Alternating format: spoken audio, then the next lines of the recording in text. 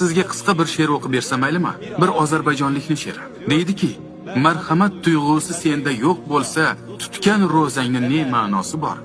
Uyingda miskinga taom yo'q bo'lsa, bir oy och qolmoqning ne ma'nosi bor?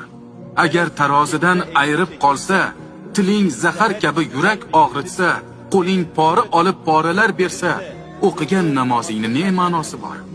Yolg'ondan ont ichib savdo qilganlar, haqiqatdan xabarsiz xato qilganlar, haqsizdan pul olib haqli qilganlar, haj qilmoqning ne ma'nosi bor?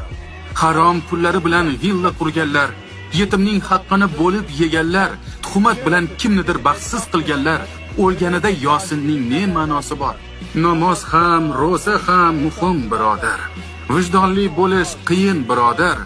Haqiqiy inson bo'lish muhim birodar. Amalsiz Qur'onning ne ma'nosi